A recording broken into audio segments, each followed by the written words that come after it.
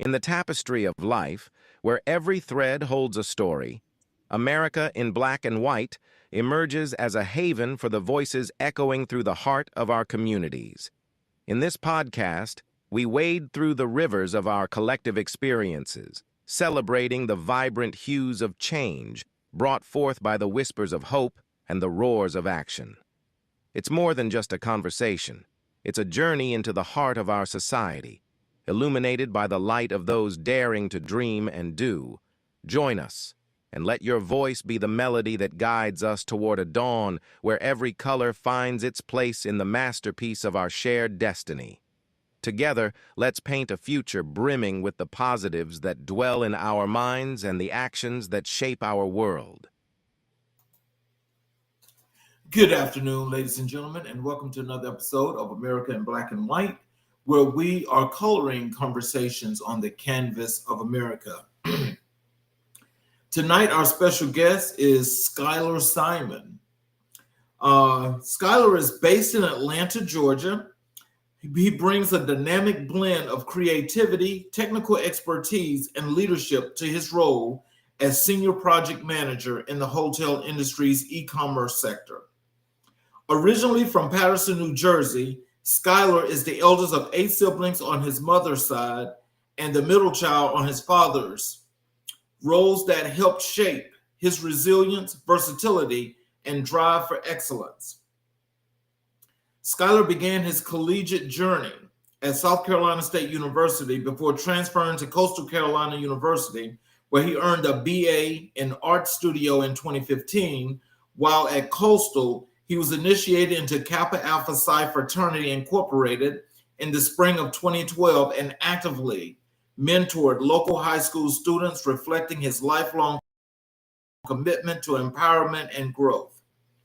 His passion for business, technology, and professional development has positioned him as a strategic leader, managing complex e-commerce implementations and integrations that enhanced efficiency across hotel operations.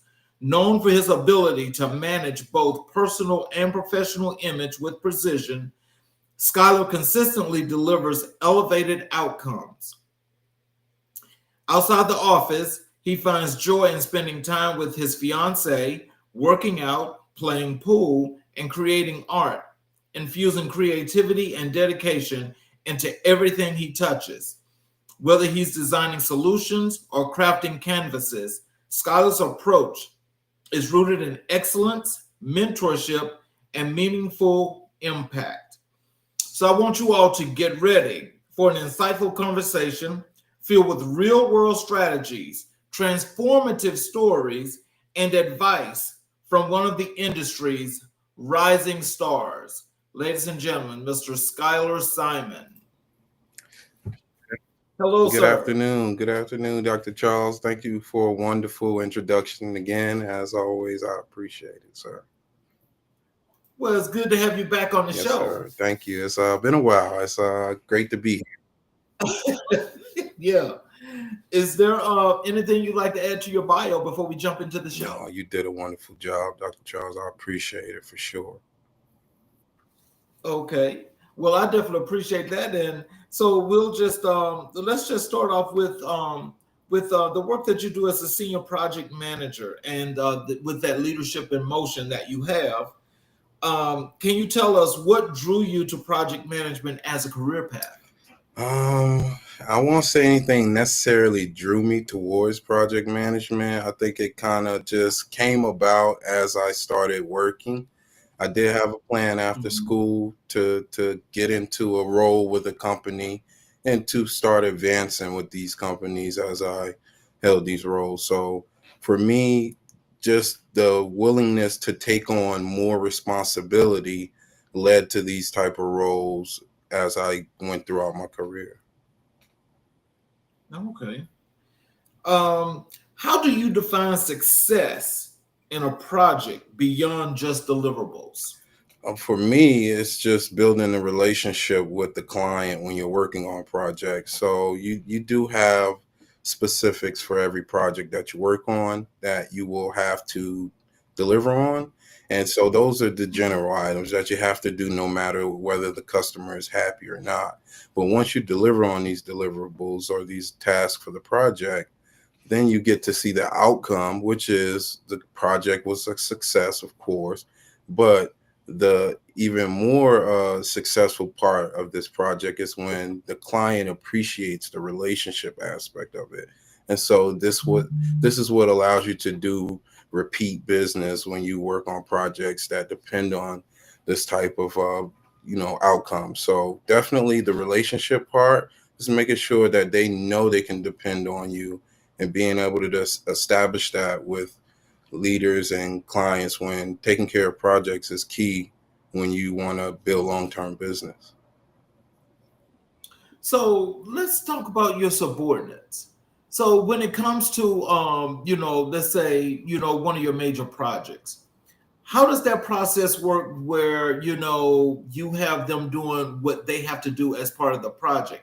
Are you just delegating, or are you pretty much just giving assignments and just overseeing? How does that Well, work? for me, I don't necessarily have to delegate as much in my role. I more so work with a team of implementation managers that I work alongside, and we complete different parts of the role. In my aspect, I complete the front end part of the system for the e-commerce platform that I work for with a vendor in Earmark. So mainly my task is to establish connections with properties and making sure that they understand the process. And from that point, I'm going to set up the access, the permissions, and give them the ability to use the system in the way that they would like to do so regarding the property or the management companies that they work for. So for me, the delegation more so comes where we have specific parts of the project that need to be completed so that I can give an update on where that project stands for a client.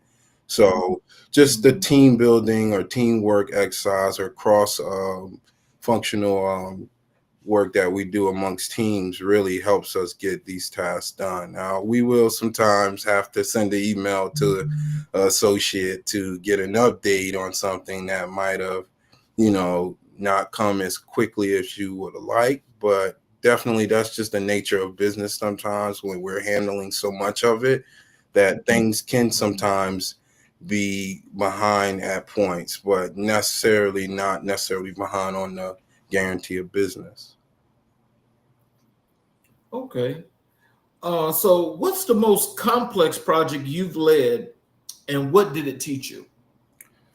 Um, Most complex project was getting a bunch of properties onboarded with our platform at once. This is we had a pretty large client that had already been working with the company, but they actually were looking to bring aboard more properties. So I believe it was over 100, about 109 or 10 properties at this point. So I was tasked with part of leading the training for all 109 of these properties to make sure that they understood the capabilities of the system, that they understood how to order, how to take advantage of how the company wants them to utilize the system. So this was successful.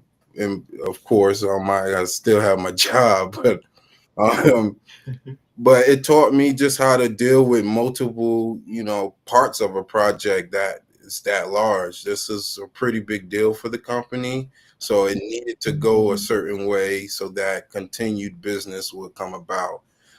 So for me, just being able to establish the relationship with the corporate heads at the company, be able to outline what it was they wanted me to specifically address during this project with the properties, and making sure they understood the specifics when they were using the system so that they got the benefits out of it. And then being able to report back on that from previous calls or future calls after that point to validate that teams understand the system, teams appreciate the trainings. They at one point only wanted me to do the trainings because they appreciated my detail to the trainings and how I broke down things that were key to the properties at certain points of how they might order.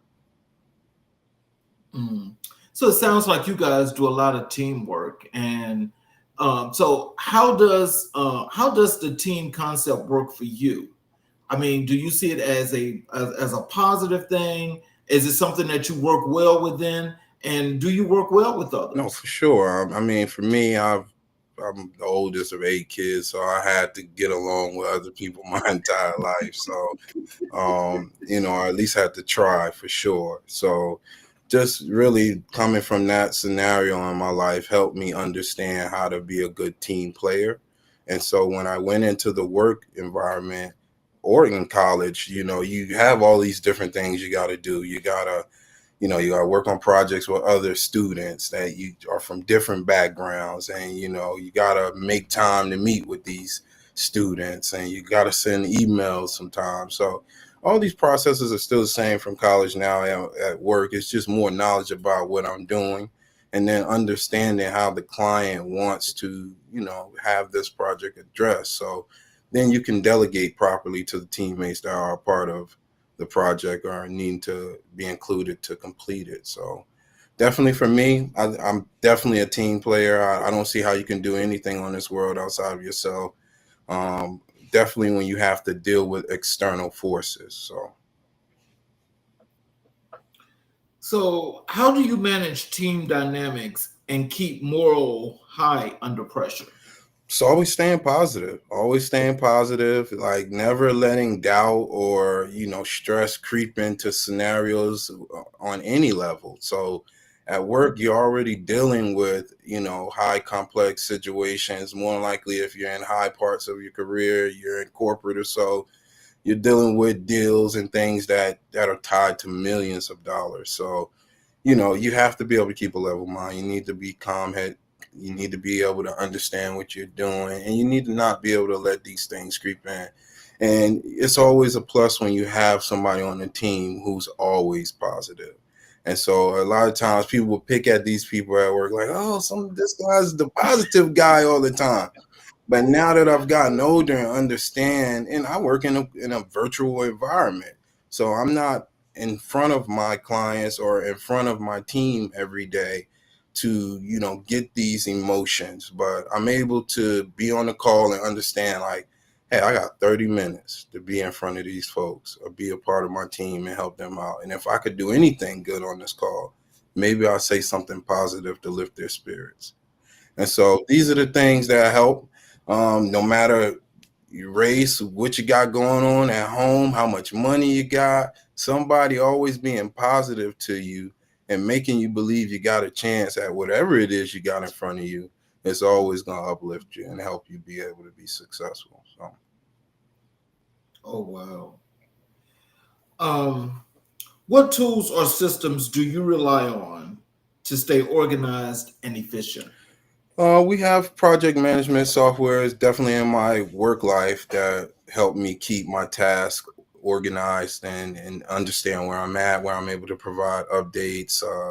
Excel, their project management softwares like Rike and these Monday, these different type of project management software that allow you to just organize things in your daily work life.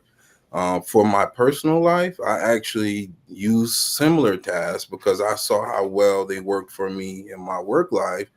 I started to transition from both areas. And we do this when we see something works well at work that you can apply in your life, you actually take advantage of it. So for me, I had to use Excel a lot in my current role, and it allowed me to understand in a way where I can more so pre-plan things that I have going on in my life, projects that people might jot down on paper and leave to the side and forget about. Now I have an organized way of looking into these things for my yearly projects that I want to work on with assignments in my personal life. So definitely things translating from work like Excel where you can keep up with things. And if you're that type of person, right? Because some folks do like to be visual, have things written down in front of them.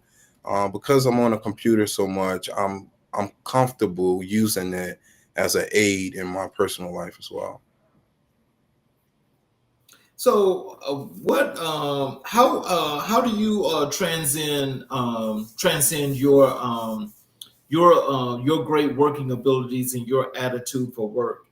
Um, towards any of the new younger folk that are inspiring to get to the level that you are? What are some of the things that you do for them to bring them along so they can, I guess, learn the craftsmanship as you have? No, for sure. For me, definitely, at least at work, I'm a part of a couple of employee resource groups that allow me to mentor different teammates that are part of the company, just to allow them to get an aspect of, where I am. And it may not necessarily always be a level thing, somebody necessarily being over me or under me, but more so just understanding some dynamics to business that can help you move forward. Some may, depending on their position, not have to manage themselves in an image perspective because they may not have a role that requires them to do so. But being in that role or wanting to move into corporate roles where you have to be on a front facing position, more than likely on camera or in meetings with clients, and be able to talk back and forth with them, definitely just giving them the confidence to be comfortable with dialect, be comfortable on camera, be comfortable in your confidence on your subject when you need to talk about it. So definitely these items. And so with that program, just meet with them whenever we can. We're actually working on the new setup for the company to pair mentees and mentors together so that they can connect, collaborate, and also do the same things that I'm mentioning that I do with mentees that I would be of mine. So definitely just pushing it forward, allowing people to see. And I don't want to ever assume that what I'm doing is perfect or it's how everybody should do things, but it's more so to give a perspective and allow you to take from that perspective what you want and use to your benefit. Mm. So, how do you handle scope creep, or shifting priorities? I mean, at this point, scope creep it's part of business. I think at least where I'm working at my point in my career. So, you definitely manage it as you can. I say I have a lot of scope creep from things that are not in my daily tasks that come about from emails. One email could spawn 5 or 10 tasks just because of the severity of it. So definitely Mm. for me, I think how I mainly handle it is that I'm comfortable taking care of tasks. Like I wouldn't have signed up for this role or any job if I didn't want to work or if I didn't want to Mm. complete something to show that I could be counted on or depended on. So yes, you're gonna have some, and when it's egregious, definitely you should mention it to your leaders because you don't want it to become a thing to it's overbearing on you and you're not able to complete your daily task in your position. So definitely when it's egregious, but this is also an opportunity that I also highlight for mentees and people that are looking to move forward where you can look at it in two different ways. You can look at this scope creep as an opportunity to show your leaders that you're able to take on more when necessary. You're able to be counted on in tight situations when necessary. Or you could look at it as, hey, maybe I'm doing too much and this is a lot. And I'm accustomed to this conversation as I came up in my early career where, leaders next to me would complain about, oh, that's not my assignment, and man, I'm already doing too much, and I have to stay past 4. So, just getting past that in your mind and understanding that if you're gonna go into these places and you want to show somebody you could be dependent on, then that needs to be the focus. And the scope creep it'll manage itself, I say. Oh wow! So, do you is that also a concept or a tool that you use to train your mentees with as well? Just something I just bring up. This is something that you can highlight as an opportunity to help further your career if you see it as Right. such, or you could look at it as just additional work on your end that you have to take care of that might have not have been initially assigned by your leader, and you could complain Mhm. about it. I can tell you Mhm. just personally, being have managed teammates and have been managed by definitely great leaders during my career, that nobody wants to hear you complain. Nobody wants to hear you complain. So you don't even want to hear you complain. And you'll notice, because you'll be complaining so much about a certain thing, you'll be tired of it inside.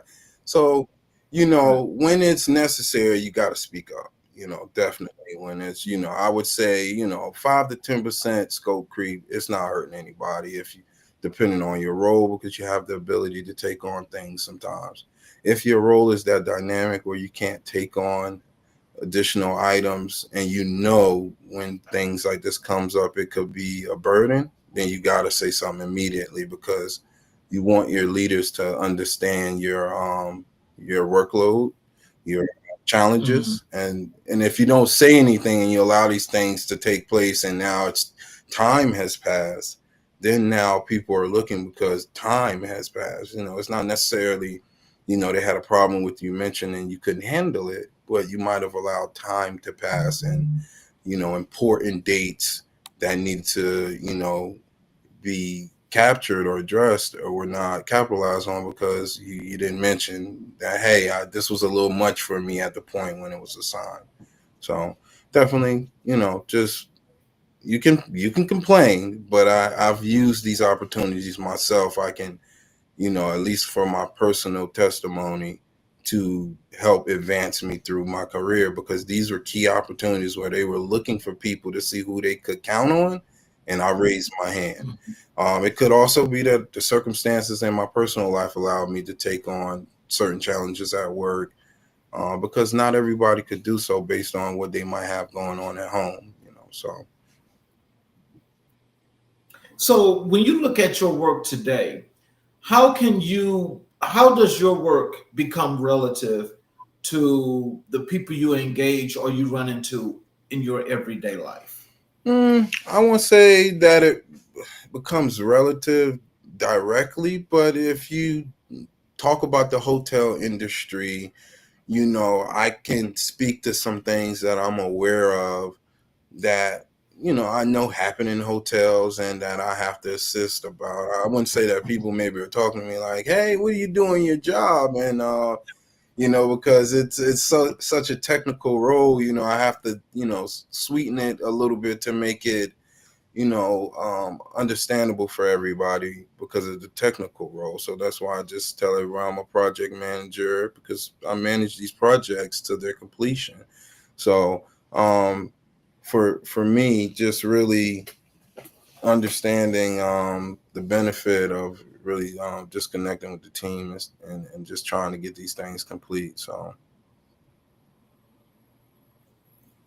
So, can you tell us what's your approach to stakeholder communication and alignment?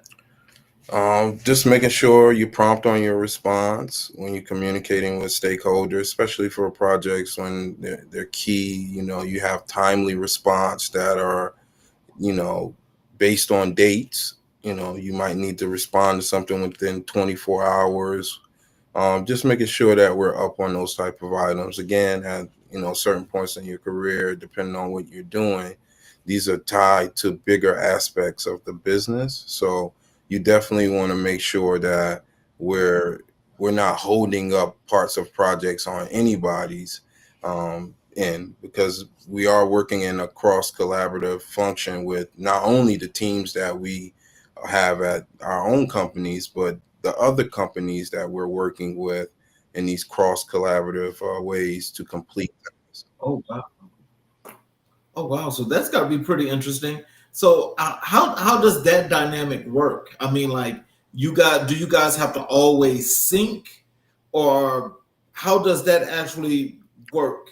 Doing the cross Oh, collabs. well, it just depends on what we're cross collabing on. For me, I mainly cross collab with teammates and suppliers to help get the connection established to the system, so that the properties can order. They can access key suppliers like U.S. Food, Granger, HD Supply. So I make sure that they have these available, but I'm at the discretion of the supplier, at least at what they can do for their time. So they have a point where they have a part of the project where they establish the actual account for the team or the property, and whatever that time takes, we're at their mercy on that until they can complete that point. And then that allows me to take care of my step where I can make the connection for the teammates to be able to use those suppliers. So that can be challenging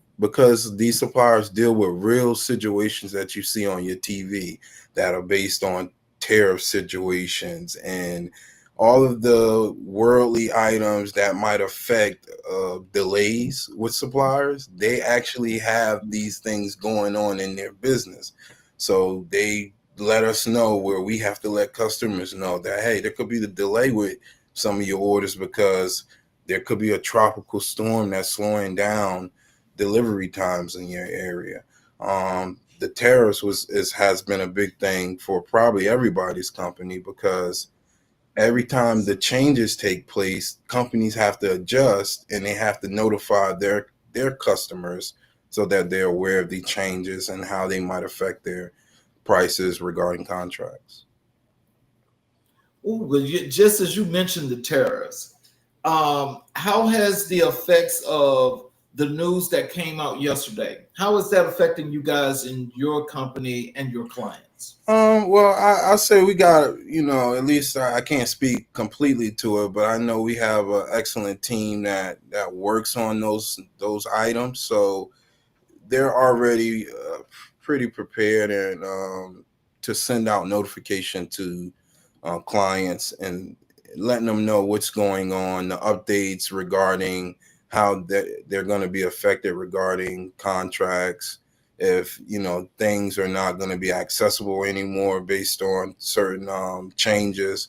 We do a great job to notify all of the people that need to be notified regarding these items. So I'm sure the people who have to get in front of it initially to make the actual decisions on how it needs to be explained to clients and customers maybe have some difficult challenges ahead of themselves. But for myself, not really mainly, just really understanding that the properties could have challenges when they reach out in regards to these items and know where to direct them if they do reach out.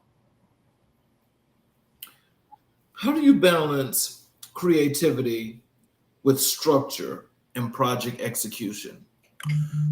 Thinking out the box, really, just being able to, have more than one way to skin a cat. And even that's a good analogy in business because you will run up into parameters or I'll say barriers that will make you decide on decisions that can elevate your business and can, maybe not necessarily hurt you, but it could have been an opportunity for you to show you can, again, be dependent on. For me, it may be working out different times to connect with properties regarding the project overview. Sometimes I have to meet outside of my normal time of work. And so I know for some people that could be a challenge because I know the 8 to 5 thing is, hey, after 5, I'm off of work and I'm not touching anything else. I'm not emailing anybody. I'll see you tomorrow.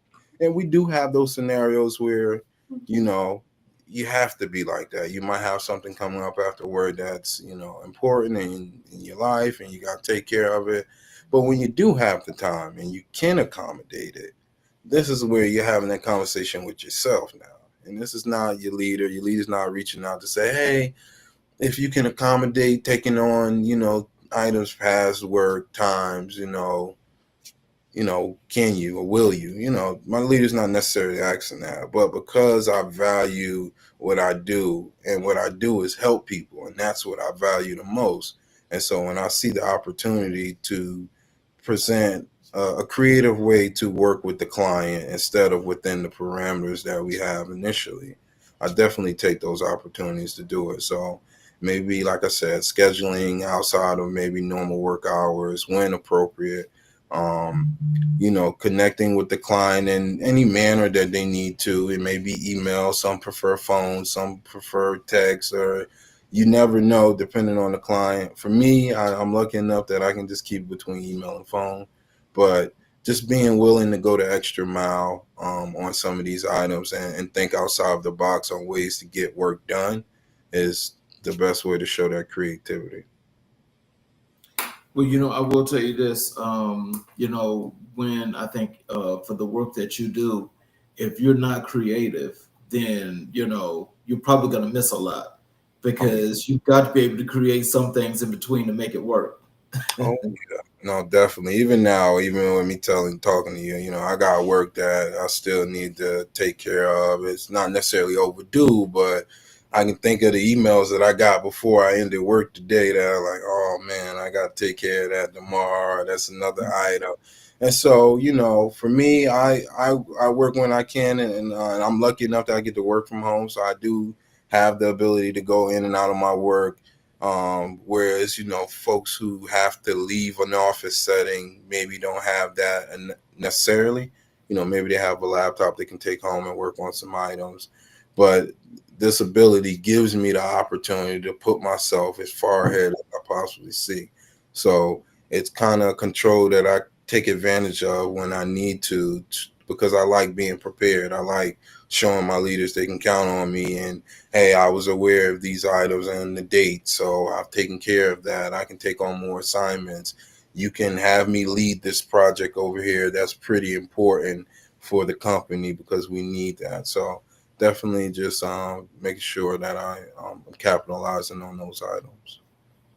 So, what advice would you give to aspiring project managers? Um, Attention to detail. Like for me, that studying art, I've been an artist my entire life, and so that played a part in my detail to everything I do.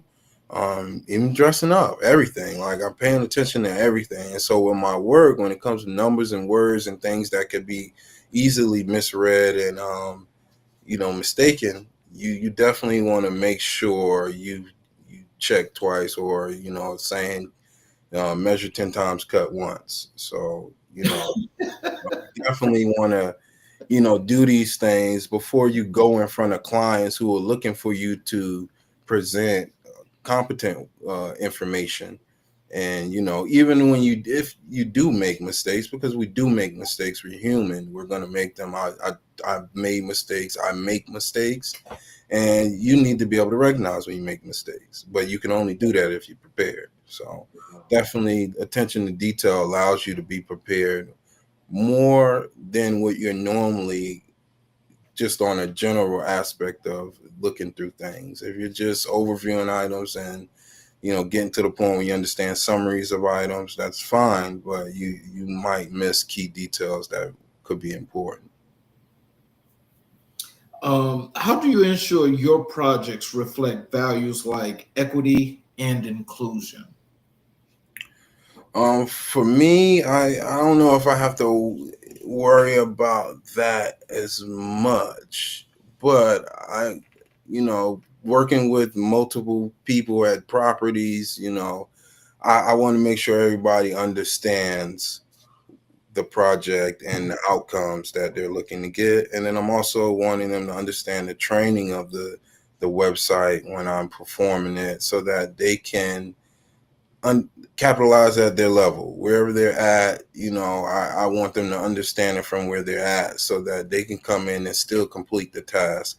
So I don't have to come on calls and use big words, because a lot of people don't understand a lot of these big words anyway. You get to find out you're working in corporate and all these different places, and words you use in high school that folks ain't never saying.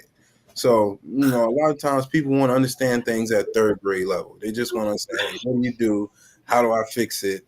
Bring And it down. boom. And so this is what I focus on, while being polite, of course, because and I'm not just being polite because I'm a good person. I'm being polite because I understand it could be challenges sometimes with understanding certain characteristics of what I have to do for customers. So when I'm explaining a system, understanding I could be dealing with folks who are maybe older and they may not use technology in the same manner. And so it could be challenging for them to just understand a simple task that I might need to train somebody on. It could be just placing orders in the system.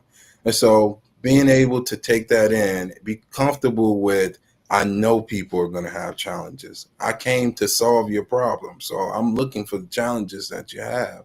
And so I'm expecting for you to have it so that I could solve it. If you actually don't have problems, I'm actually hurt because it's like I'm not being able to be used to my full abilities, because you don't get to really see when everything's going right how good you are.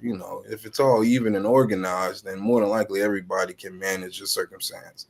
But when it's out of place, it's out of control, and people are scared to try to manage these things, being able to show that you can be calm, cool, lightheaded, and explain it in the midst of misunderstanding is key. So definitely.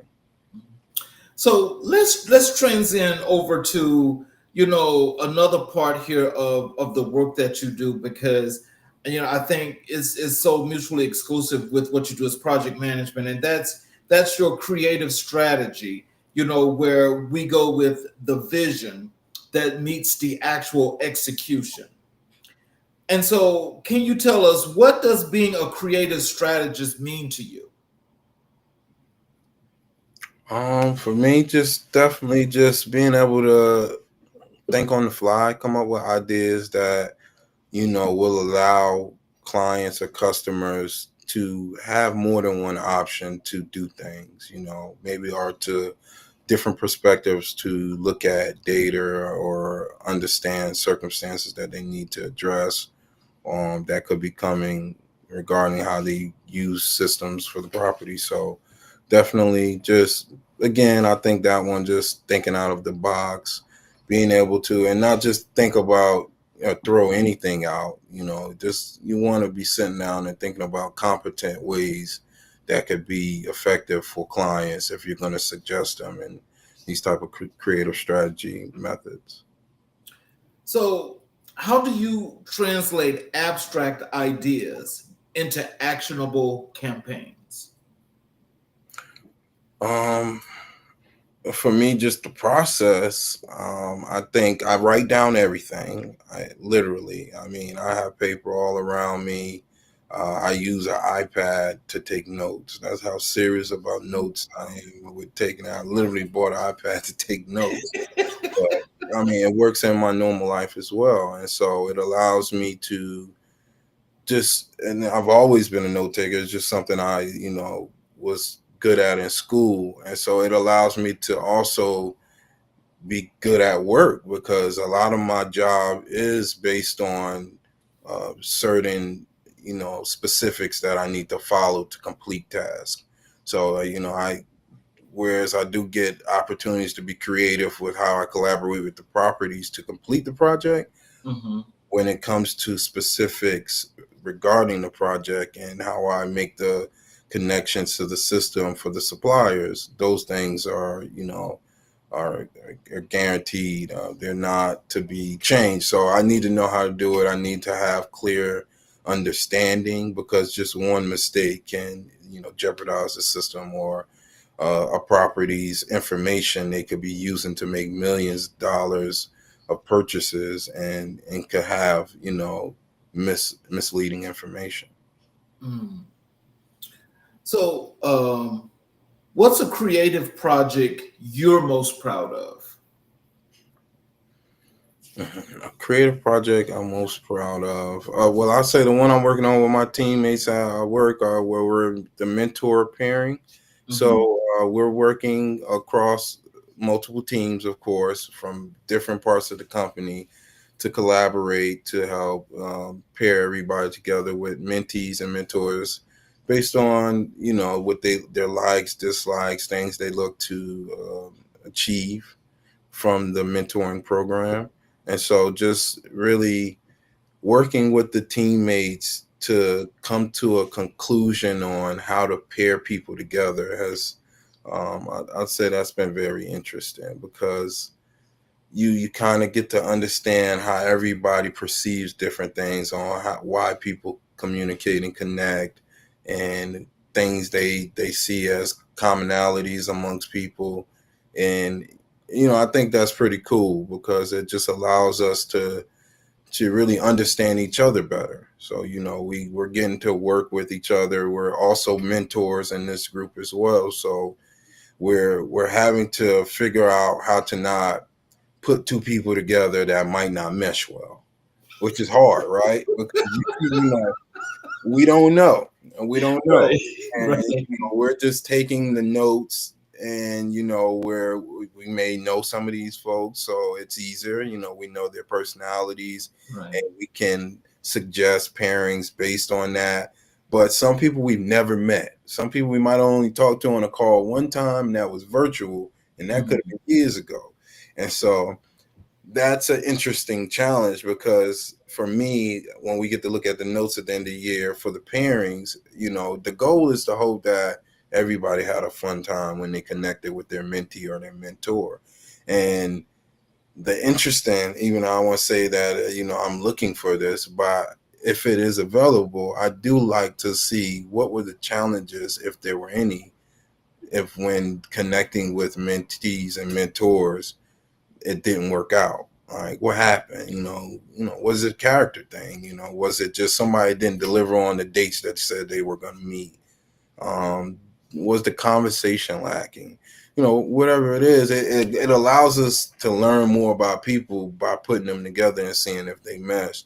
And so it's interesting, because we could be wrong. We've definitely, over the years that I've been part of the group, I've gotten to see parents that we might have thought worked maybe not so well when we got the report back from somebody, and just understanding how we could benefit them. And sometimes it wasn't necessarily all the person necessarily not doing something that made a mentee or mentor uncomfortable. It didn't work out for time, or maybe the roles didn't mesh well as far as what they were trying to get from the program. And so definitely an interesting challenge, but excited when we see the results that show that it works, and we're building these networking opportunities with people across the entire company.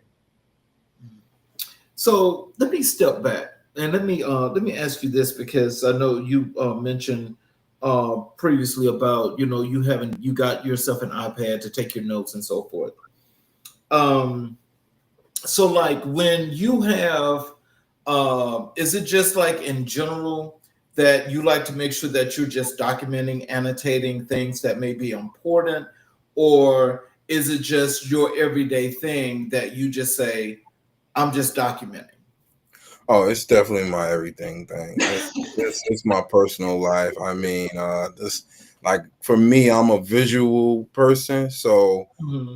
even though I do have the luxury of working on computers and looking at screens and putting data away and organizing it in that manner, I still like the paper. I have a bulletin board on my wall that I bought to make notes. So every point that I can make a note, like, I could be in the middle of talking with somebody and something came into my mind, and I have paper out in my living room area where I can grab a pen right fast and make a note. And then I'll compile these notes on my desk and then try to organize them in my filing behind me, and things. And that's just my personal stuff. My work, it's easy, it's here. The iPad makes it easy, so I don't even have to deal with papers in that manner with work. And I wanted it to be as such, because I just wanted that stuff to be out of the way of my personal items. When I like my clutter, I like to have it everywhere where I can see my ideas and I can organize them and formulate them, or expand upon them, or maybe put something away for later. So definitely big note taker, because you have so many ideas and thoughts that come through your mind throughout the day, and you're not always able to not jot these things down depending on what you're doing. Depending on your work environment, you might have to be physically using your hands every day to the point where you don't even have a moment to make a note. And so definitely just any ideas and things that could be beneficial to me when I'm using this brain of mine, definitely I'm trying to make sure I'm writing them down. Ooh, I may have to get one of those in that case, because let me tell you, I'm like, I love to be organized, but Yes. at one point, this desk was like just, I mean, that was like stuff like everywhere. And it was like, as you say, it was my organized mess. So I knew where things were, but it just kind of like got to the point where it was like it was giving me a headache. Oh And yeah. so I'm always trying to find a better system, is what I'm saying, because I know the paper and it does what it does, but so you said the iPad is actually pretty good. No, I recommend it for people who are tech savvy, and they definitely, because Mhm. I'm a tech person, I everything that I can advance technologically, I will. So if Mhm. I could have had a digital uh, bulletin board, I probably would have had that instead of a Mhm. marker base. But because I'm on computers, I'm comfortable using it, and it allows me to store more data. I'm not running out of paper. So with my work, because I do have a lot of things that I have to note take for work daily, and I need to be able to keep up with, and be able to go back to when I need to look at notes. So I want to be able to keep all of that. My personal life, I should be organizing my notes if I'm making them, and so I often, even though I have it on paper, I usually transfer it to iPad to keep it as a locked in note, throw away the paper, and just start that process again. And so I'm keeping up with everything, and I'm not just letting it sit because, as you said, that paper will sit on your desk, and it's not necessarily the piling of it that makes you stressed out. It's the not moving of it that makes you stressed. Yeah, it's because even now we got a lot of papers on the desk, and but if it's not moving, then it's piling up even more. And so the non-movement of things is what stresses people out. When you start moving stuff around and getting stuff done, you start alleviating these stresses with clutter, with in your life, work, and everything. With the movement comes the de-stressing. Mm. How do you stay inspired and avoid creative burnout? Um, for me, just sticking to the mission. I mean, sticking to the plan for some the mission, but just knowing your why.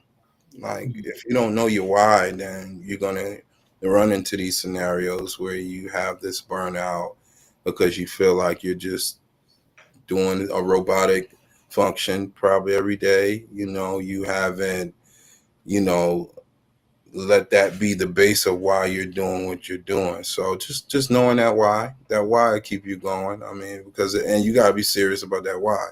Because I Mhm. mean, if that why can't keep you going, then you ain't serious about it, and you should give it up.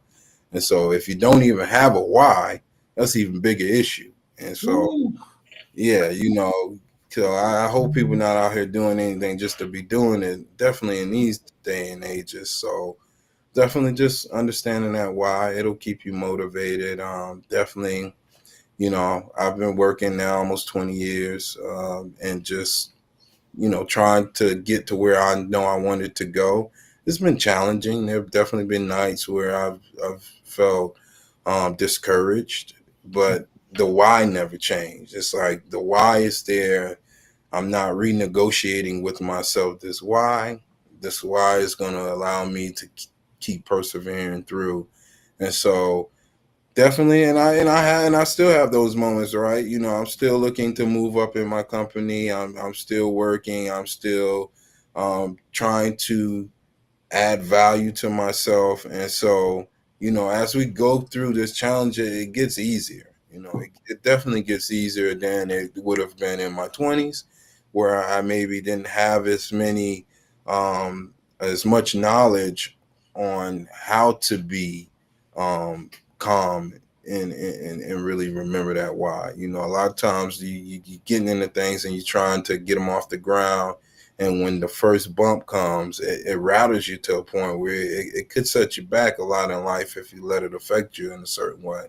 So being able to just, take hits in any part of your life, work, personal, whatever, and just being resilient in that area. And, again, highlighting that why you can get through anything. So what is the difference between the 20s and the 30s? I hope you're wiser in your 30s than you were in your 20s. I also hope you got some business about yourself in your 30s. Right. In your 20s, you were probably trying to start getting business about yourself. I would hope in your 30s, you have identified that business and you comfortably in it. And so you're wiser, you know what you're doing, to make it easy for folk. If you ain't wiser in your 30s and you don't know what you're doing in your 30s, we got ourselves a problem here. And so, because people are looking at you to be more competent. When you tell somebody you 25 versus 35, it's a different reaction. 25, you're still young, you got some time. 35, you done seen a couple of things, what you know. And so, they're looking for a different type of guidance from you at these ages. And when you're off, it make people look at you in a certain way. And it's not necessarily depending on what you're doing work-wise. It's depending that you understand what you're doing, and you have a plan. Like if you don't have a plan, and you don't necessarily have to explain this plan to everybody, but you need to know it though. Mm-hmm. Because when you know it, number one, you're not going to be rattled when anybody asks you about it. Whether you tell it to somebody or not, as long as you understand it, you're comfortable in it and you know what you're doing. But when you don't know it, you're rattled, you start giving off these signs of you don't know what you're doing. You haven't identified that. It's clear to people who do know what they're doing because they move in a specific way. They're organized. They understand what they're doing. They have dates and times to identify what's going on in their life. They're very organized in the sense of the things that are important to people and themselves. So definitely these are, I hope you're smarter. I hope you got something going on with yourself. What role does storytelling play in your strategic work?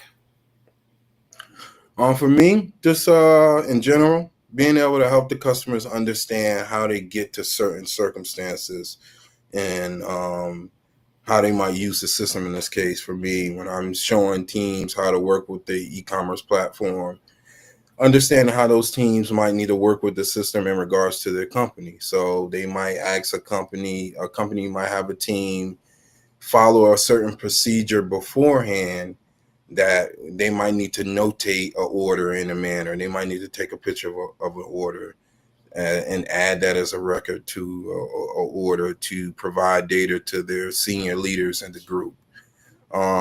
Some teams might need to manage budget periods differently in regards to how they order. They might have certain permissions that won't allow them to do certain things in the system. So for me, when I'm training, I'm not really training. I'm just really telling you a story about how you're going to complete your work for the day. So once I understand that workflow for how the company outlines what they would like you to do within the system, then I pretty much walk you through a bunch of those scenarios so you understand before you even have to ask me a question, showing you that I understand what your workload looks like and how you can capitalize on it. So definitely just explaining the story of how to get the point A to B to C and making it understandable. I always like to say in a third grade level for people to digest it very easy, because a lot of things are already complex in their own right. And to put large words on top of them to try to make yourself seem smarter, or you've confused your client even more. And you probably have set them back some because they're not understanding the simplicity of what they need to do. Yeah, too much fluff is wrong. Too much fluff. Word salad is I like to call it. How do you tailor creative strategies for different audiences?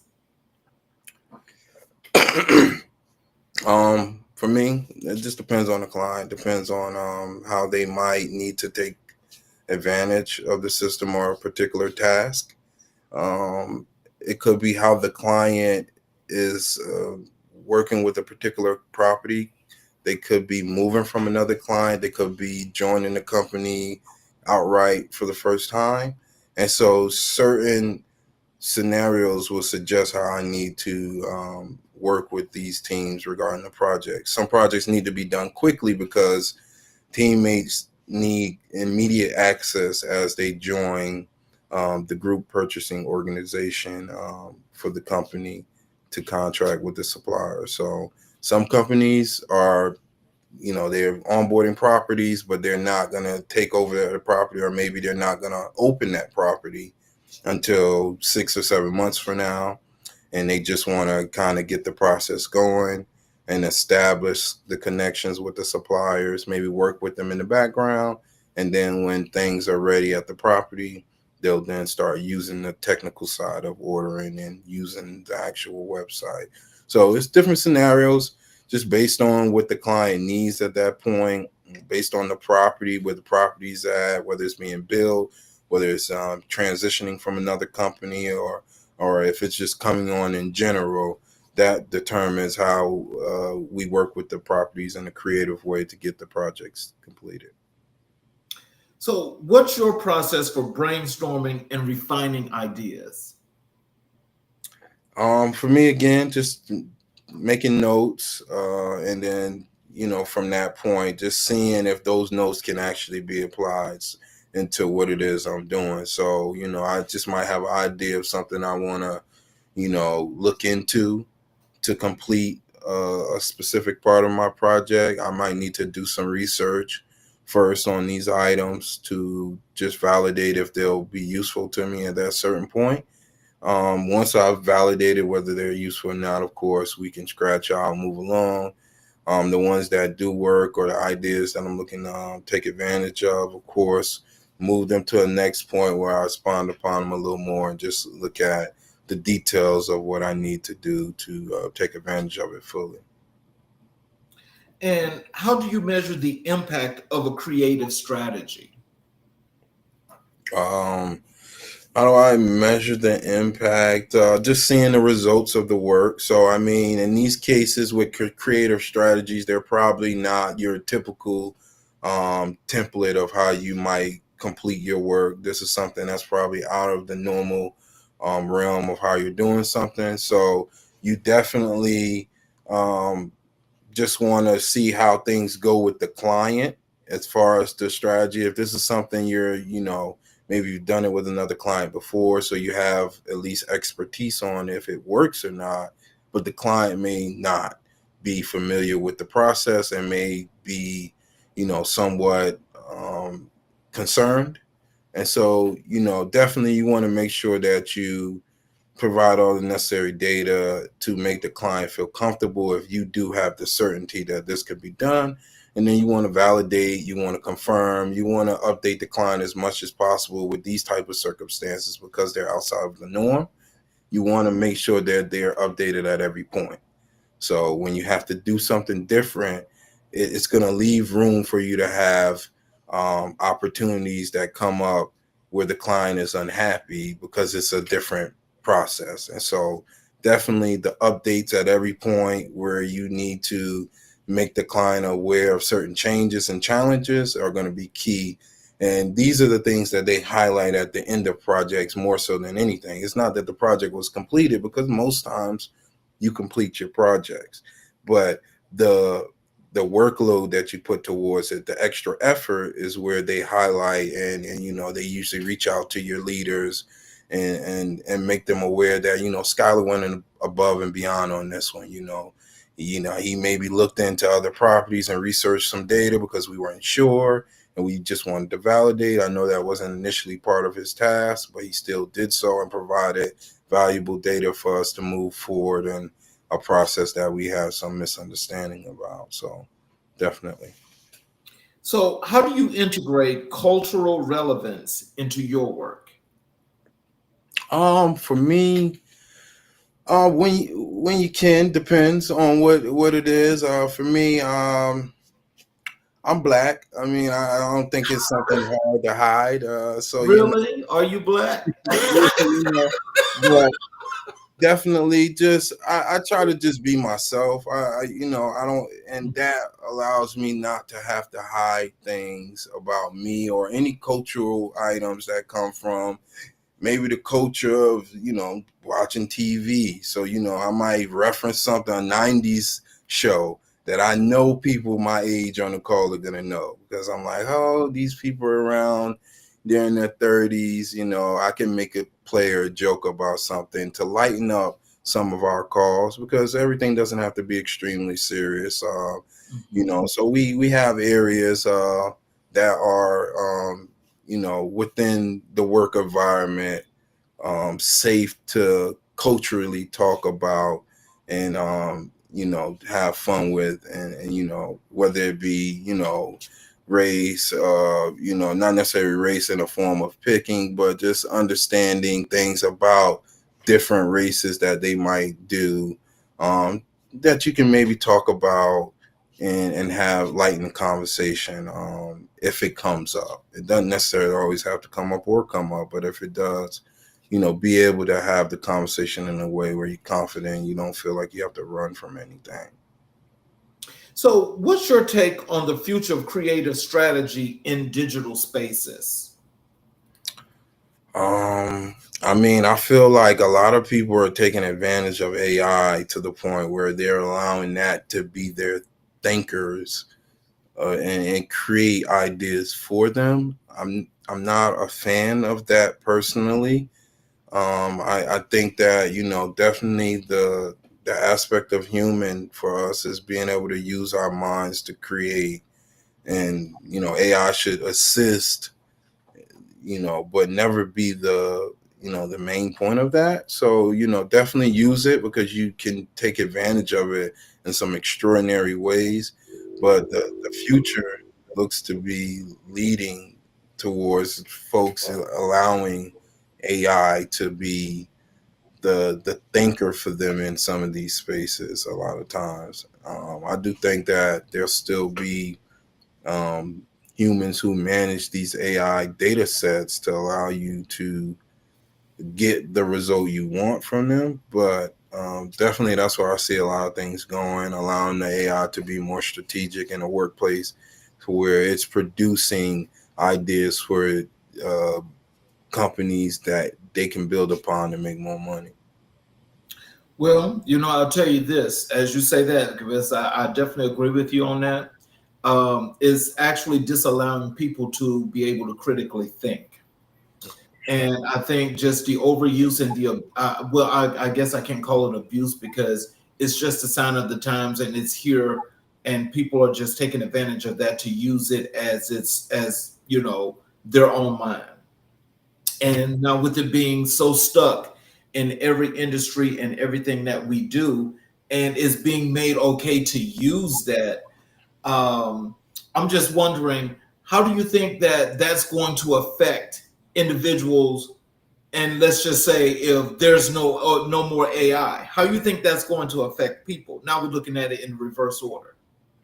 Oh man, I mean, well, I think the probably the younger people might be affected the most. I think they're, as the newer generations are coming in, they're the ones who are touching the newest technology, or maybe being born with it. So they're raised with a lot of these items, so they're going to understand it to the point where it's almost second nature to use it.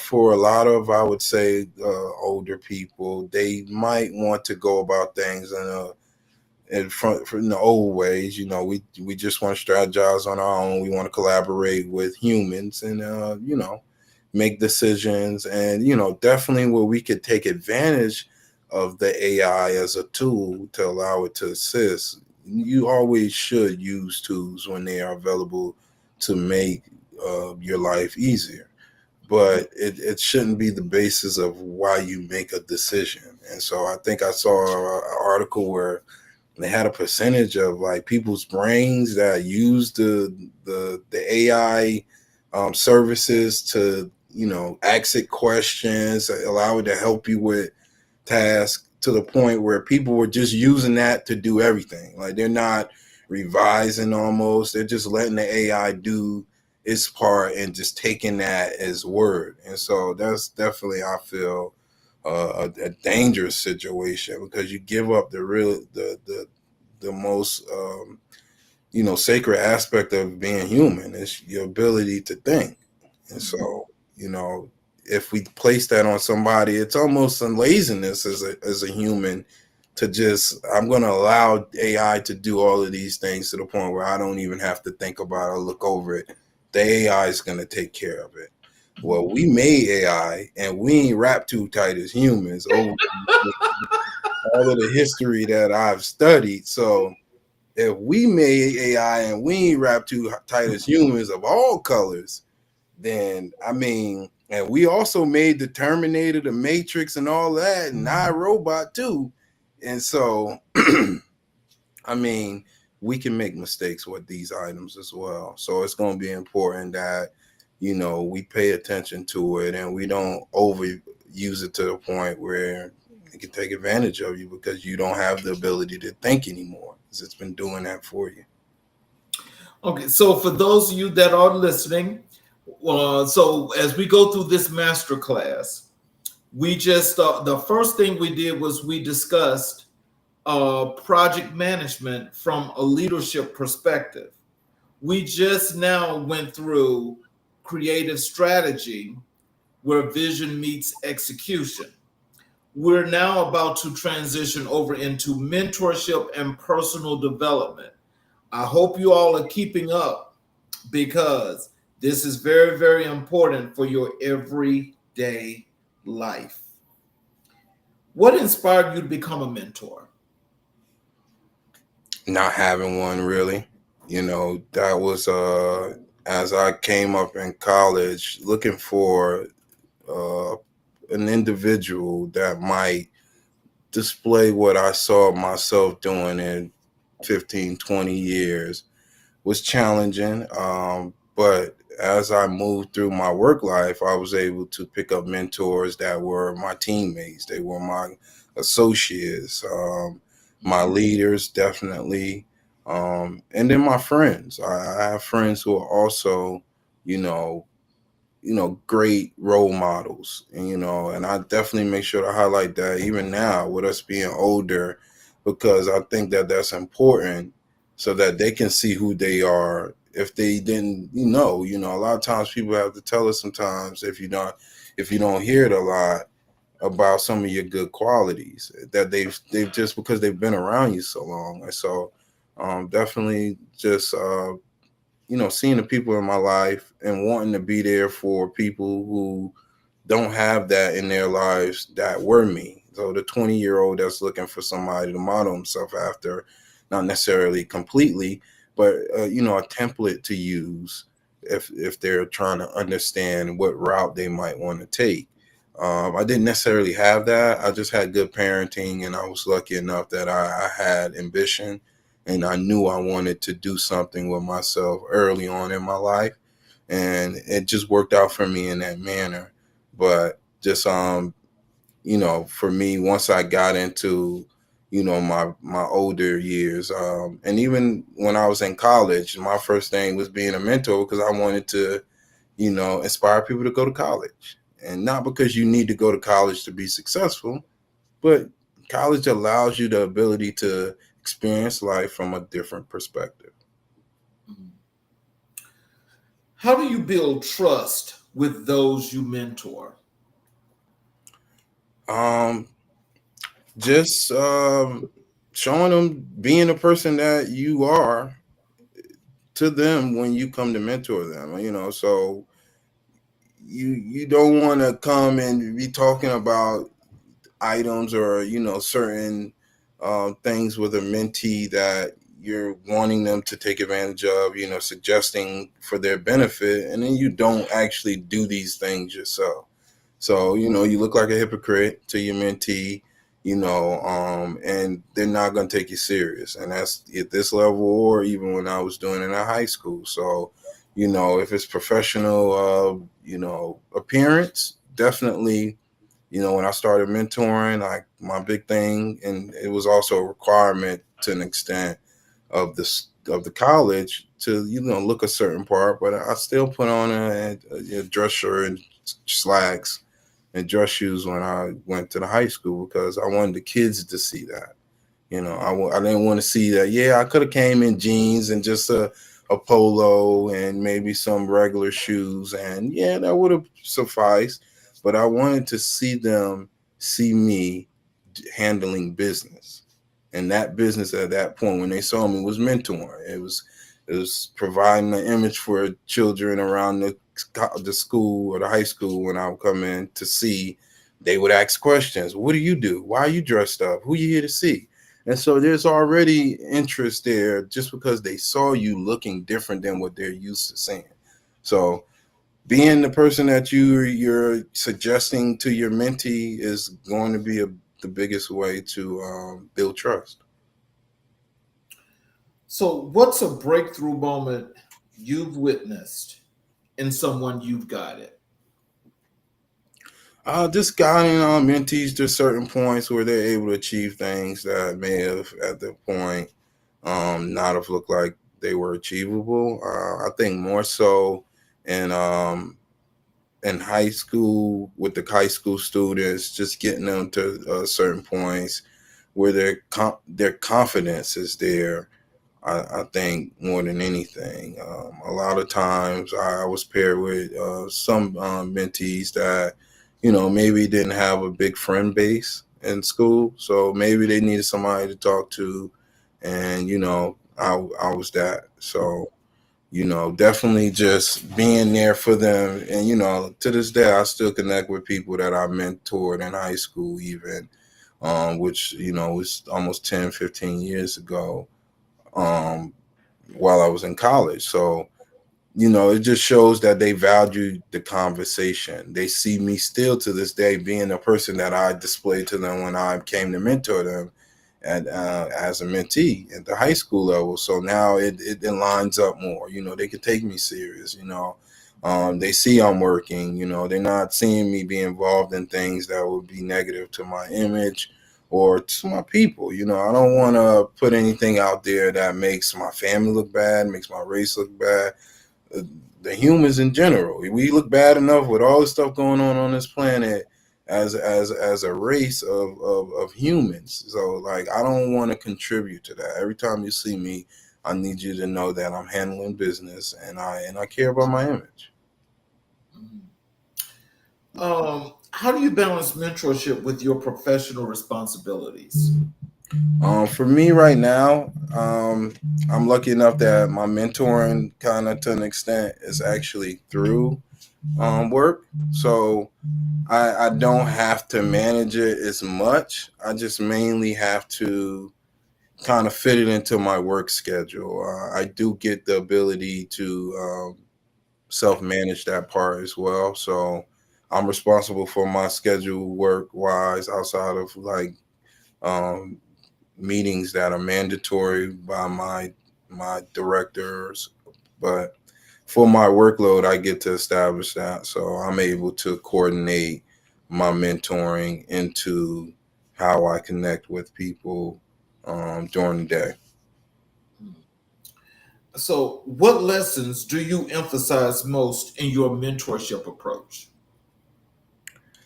Appearance, having a plan, knowing that why, definitely just making sure you understand, what you're doing out here, and how to get the outcomes you want based on where you got to get them from. And we're visual creatures, so you can get a lot of things done visually with us because we're going to assume things off the visual first. A lot of times we don't get to talk to people when we look at them outside and we make an assumption.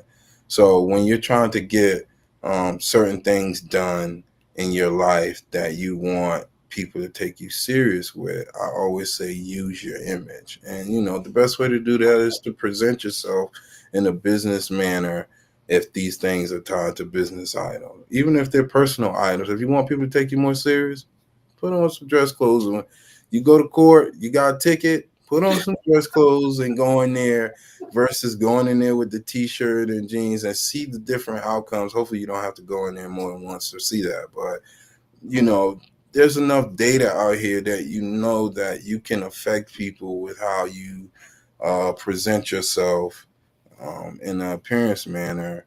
And then, definitely, again, knowing your why, understanding the way, knowing your plan, being able to have a conversation and not being scared to do so. You don't have to, again, be this big word knower. You just need to be willing to have dialogue with people and learn from each other. Okay. When we spoke, and I asked you, I told you that we do Black History 365. Yes, sir. And I asked you, who was the most influential person in your life, your career? And you said Reginald F. Lewis. Yes, sir. And so, can you tell us, why is Reginald F. Lewis the most influential figure in your life and career? Well, I like Reginald F. Lewis because how he went about business. Specifically, Reginald F. Lewis is also a member of Kappa Alpha Psi Fraternity Incorporated, but he also was the first Black person in 1987, the year I was born, to own a $1 billion business in America, and he did that by I think he bought out a company called Patrice Foods. It was struggling, and he was able to use his own money from his career as a lawyer, where he was actually able to buy this company out and turn it around and start producing profit for that company. Reginald F. Lewis was also I believe, the first and only person who was offered, I believe, initiation into, or not initiation, my apologies. He was actually granted, I'm saying this wrong. He's granted acceptance into Harvard for his because of how intelligent he was. Okay. It's Yeah. back now. Wait a minute. Oh, sorry. Yeah, it lost connection. Okay, my apologies. I'll repeat myself, but one of the items he was also, or folks might not be aware of, is that he was he was accepted into Harvard without applying. He's one of the only people. I believe he's the only person, and specifically Black as well, to be accepted into Harvard University without applying into their program. I believe it's maybe his law program. He's also the largest donor ever to Harvard University out of anybody. So definitely, I was inspired by that. Definitely learned that he was a frat brother of mine, and his resilience in business to get these deals done, even though he had challenges that came up. He ran into circumstances where people didn't want to work with him, even though he had the money and the expertise due to his race. And so he actually had to work with a lawyer who didn't look at those items, who was willing to work with him and to help him get this deal done to buy the company. So definitely, I liked his resilience, not allowing these things to stop him, because a lot of times, we, especially in our communities, we hear people make a lot of excuses about why they were not able to do things in this world. And specifically with my fraternity, we highlight why excuses are just really negative parts of this world, and they have no place in ours. So like, we have to just learn to look past them, because things happen anyway. And so he was able to do so. Highlights a lot of things that for founding members of my fraternity did to achieve their educations when they were coming up to establish the fraternity. So, what aspects of Lewis's journey resonate most deeply with you?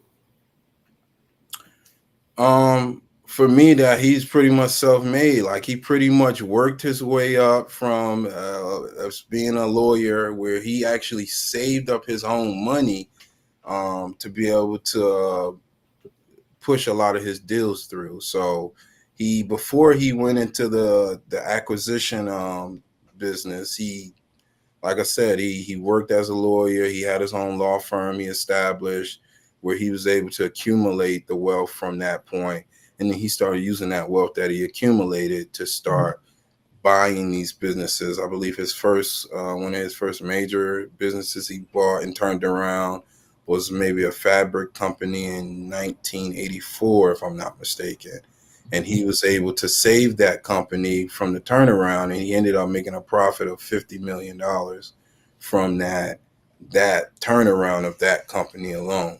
So just his how he was strategic in working and persevering through some of his challenges, because I just reading on his story some and some of the back stuff that I've done, you know, his wife even highlights how he didn't always have all of the money, and he had to, you know, do a lot of different things to raise the capital, while also working with the challenges of people not wanting to work with him because of his color.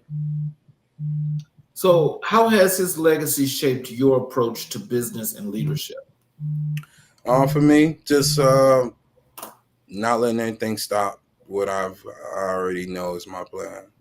You know, I don't think it may have just resonated more with me. I believe I was always this type of individual, but you know, just understanding the environment of the world we live in and the things that we typically face because, you know, color of our skin, unfortunately, and things like that. Just not letting those things be ultimately placed on me as a shackle, as I won't be able to do something because of this.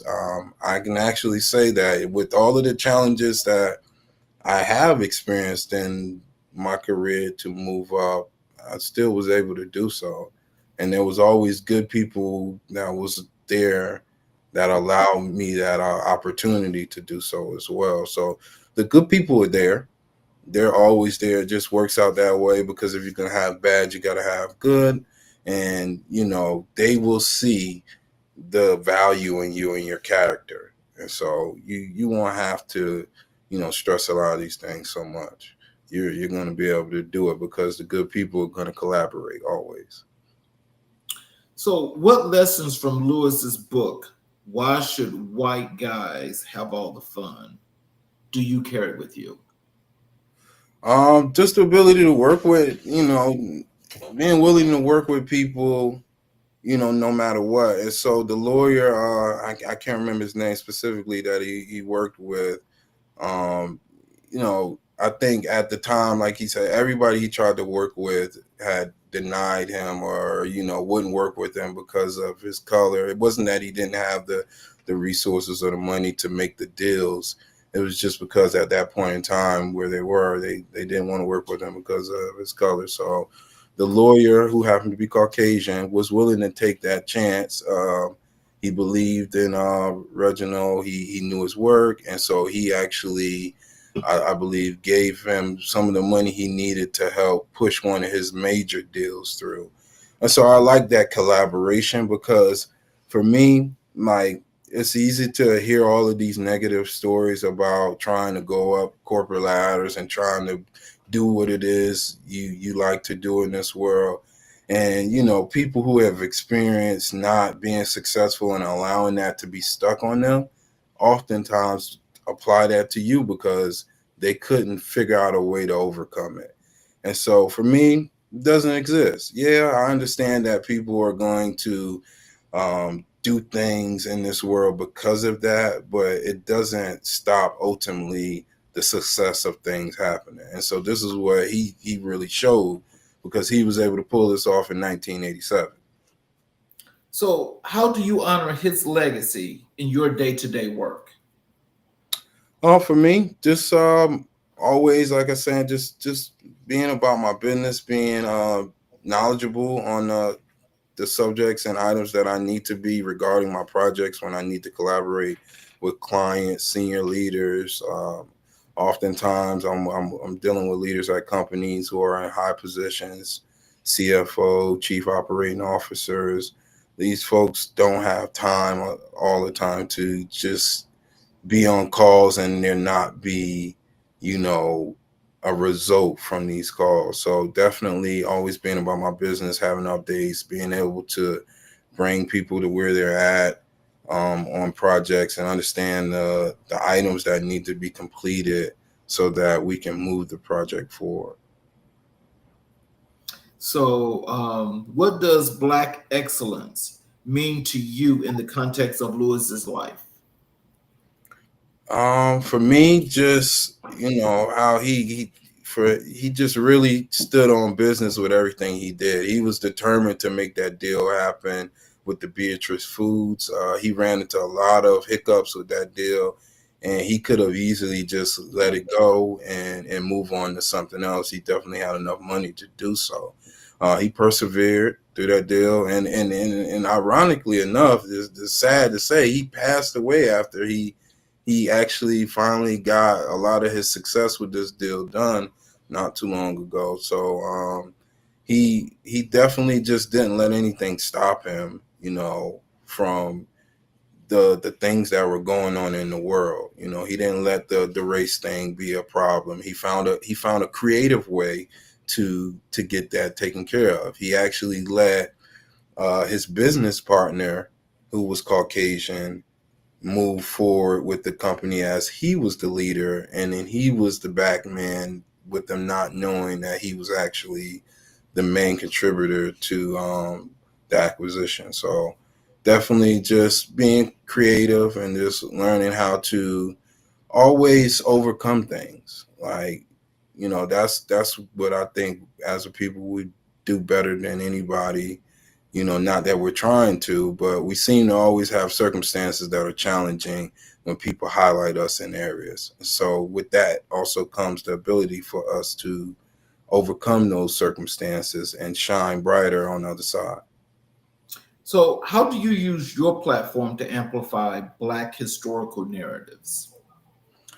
For me, I won't say that I'm every day highlighting these items, but when I have an opportunity to share things on my social media sites that I feel highlight us in a positive manner, I definitely do. I definitely want to share negative items on these platforms because I know they're tied to my image, and so whatever I share, I want you to take that not necessarily as something that makes it feel like I'm all about a particular race. I'm about everybody, but when I have to highlight myself or my people or my family, I definitely want to be highlighting the best parts of us that, show us in the best light to the world. What message do you have for young Black professionals seeking inspiration? Um, Again, just if you don't have a why, you need to get a why. You need to get a plan, and you need to get a why first so that you can start building that plan upon that why. So if you don't know why you're doing anything, you're going to get burnt out. If you're just trying to work to get money, you're going to get burned out. If you're just trying to get a title, you're going to get burned out. And you're going to run into where you want to change careers a lot of time and things of that nature. And I've changed careers myself a couple of times between different avenues. So definitely just making sure that you understand what you're trying to do, because that'll allow you to be more strategic in how you move. It's just having a base. If you want to work in a white collar, blue collar situation, understanding those scenarios and then understanding what you need to do from those points to be successful. And this is just all building on that plan when you have your why. But if you don't have your why, you'll be doing anything. You'll be doing anything and everything. And with young people, especially coming out of high school, even though it's looked upon that they have a lot of time, they really don't, because those years go by so fast where they're vital to your learning and gaining knowledge. And I call it loading your tool belt. Through your 20s, it's just loading your tool belt, because you're going to need all these tools to work on the things you're going to be wanting to be a part of when you're in your 30s, 40s, and 50s. How do you envision your own legacy in relation to Lewis's impact? For me, I'm just looking to, establish myself as far as possible in my career, and then my own personal uh, items that I look to aspire to complete in my life. I look to always be about business, just making sure that I'm keeping my image right, and I'm not letting anything stop me when I'm going out into this world to be successful. I just make sure that, I understand that there are going to be challenges and that I'm going to move through them in a positive manner, and always present myself well when doing so. Final question. What does it mean to build generational wealth and influence as a Black leader today? Just being able to, have your family be taken care of. I mean, generational wealth, I don't even think it's really about you, because you've probably had to put in all the work to establish it. So by the time you honestly get it, if you do get the joy, it's probably later in your life. It's more so to give a template or a blueprint to people who are coming from your generations in the future, to see that this is something that can be done with hard work and execution, and it's for their benefit so that they can live better lives in the future. So in closing, what are some words of wisdom and encouragement that you have for our audience? How they can follow you on social media? How they follow your website? What are those things you'd like for them to know? For me, if anybody wants to follow me on social media, I always, definitely for business purposes, you're welcome to reach out to me on LinkedIn. You can just go to linkedin.com, search Skyler Simon. I should be one of the only ones that pop up. I do have an Instagram and Facebook. That's my name, Skyler Simon. Those are more personal. You're welcome to reach out to me on those, but I prefer, if it's business purposes, definitely reach out on LinkedIn. And if I had to leave the people with anything, I'll just use a Star Wars quote from Yoda: "Do or do not. There is no try." Okay.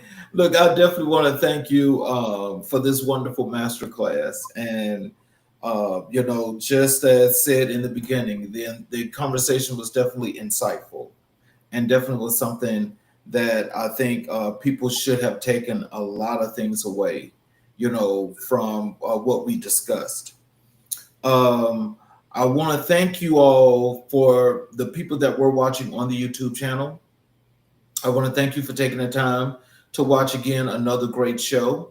But I want you guys to make sure that you understand that what we just learned today was there are principles that you take in your everyday life, which are step by step by step processes that help you to get to your ultimate point and goal.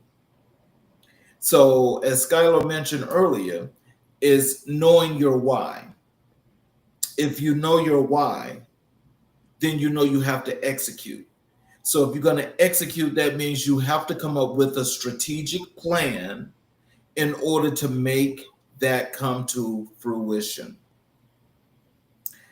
So I think what we all need to learn and take hold of today is that teamwork and collaborations, they carry us a long way, because together, as we work, the stronger we become.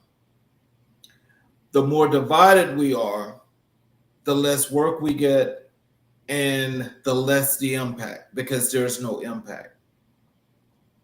So be insightful and really think about, if you really want to make a difference, if you really want to make impact, you can have your plan, but also there are other people that may have the same similar plan that you can work with to make it one big, strong collaboration. So let's think about teamwork as we go forward. We need to, well, I want to thank you, Skyler, again for another great show, and just doing the things that you're doing. I'm really, really happy that we had you back on the show, and I'm really, really proud of the progress in which you are still making, you know, in your younger life as you go further and further into this world. You know, being a great example are the things that we all wish and strive for, but we only become that example if we take the time to be that example. So I want to congratulate you and just say, as you keep going, we keep following, and we will keep bringing this message to all of those that need to hear this inspiration and this motivation to make their lives better.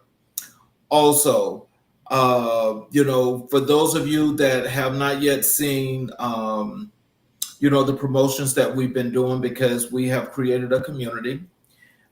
In that community, we wish and we'd like for each and every individual to take the time to join that community, because inside that community, especially for our guests, is they will be able to not only they will go there, and that's where they will get their copy of the month in which they were on the show. They would get that free copy of the magazine.